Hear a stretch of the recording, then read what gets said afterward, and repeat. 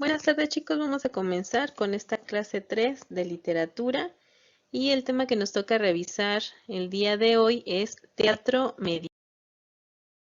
Ya les había comentado que el medievo es una parte donde la religión católica es la postura más importante que se podría reconocer. Obviamente comienza desde principios de siglo hasta aproximadamente el siglo XV. El origen de este tipo de teatro pues viene desde Grecia y tiene más o menos el mismo significado. Va unido lo que es el teatro con el rito. Siempre en este tipo de representación de género dramático está vinculado el teatro religioso y el teatro profano. Las únicas líneas que había, ¿no? Teatro religioso porque evidentemente pues propagaban la religión católica y teatro profano porque también dibujaban como aquellas situaciones que estaban fuera de la religiosidad. Algunas de las características del texto del género dramático, pues es una obra dramática está determinada por su contexto social, como por su línea temática y el público al que va dirigida.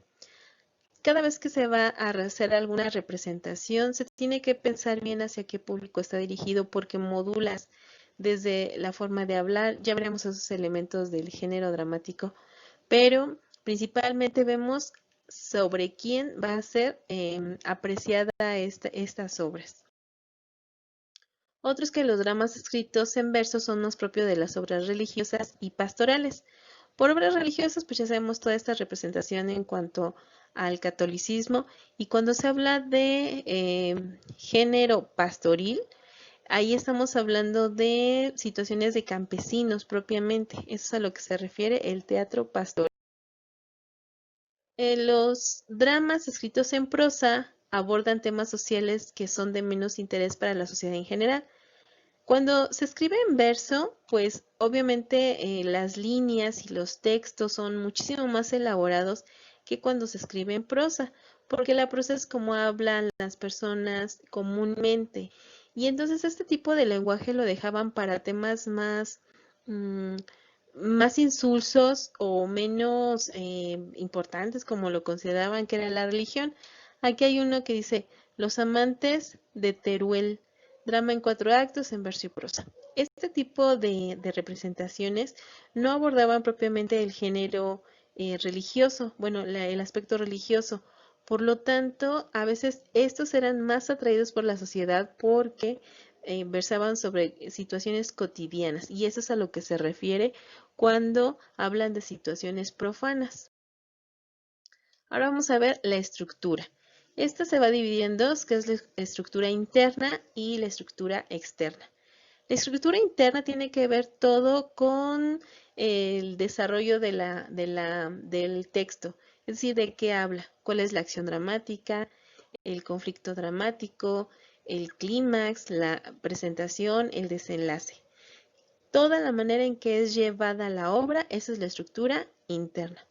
Por estructura externa es como se divide, por ejemplo, en un acto puede haber en una representación dramática varios actos, varias escenas, los cuadros, es decir, cómo está arreglada una escenografía. Esas son la estructura del texto. Y por último vamos a ver cuáles son los elementos. Uno es el discurso, que es propiamente estas situaciones que se van a representar. Diálogo, pues obviamente son las conversaciones que tenemos. Acotaciones se refiere a lo que el director le marca para un actor. Por ejemplo, que le diga, en esta parte lloras, en esta parte carcajeas o volteas. Esas son las acotaciones. El lenguaje. Y hace rato decíamos que es más el verso para las obras religiosas y la prosa para representaciones más profanas. Historia. Siempre hay que tener en cuenta que cuando se va a representar algo hay que hacer cierto tipo de, de encuadre de lo que se va a hacer para que la persona pueda entender lo que se está representando. Es por eso que cuentan con un espacio determinado, ¿no? A lo mejor es en un lugar en un campo o puede ser una casa, una mansión, todo tiene un espacio. Tiempo, ¿cuándo ocurre?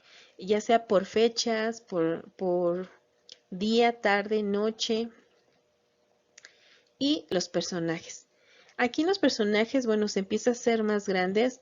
Recordemos que en un principio los personajes principales eran los cantores y ya después evolucionan a ser los protagonistas.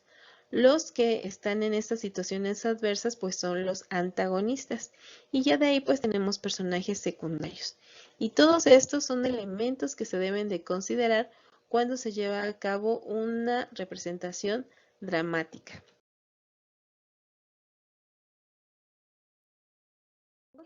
Que en la tarea 4 expliquen las características del teatro medieval y en la tarea 5 van a sacar los conceptos más importantes de estos puntos, del género dramático, de la estructura del texto dramático y los elementos del género dramático. Eso sería todo, les agradezco su atención y la siguiente semana les dejo el siguiente video de nuestro tema de literatura. Hasta luego.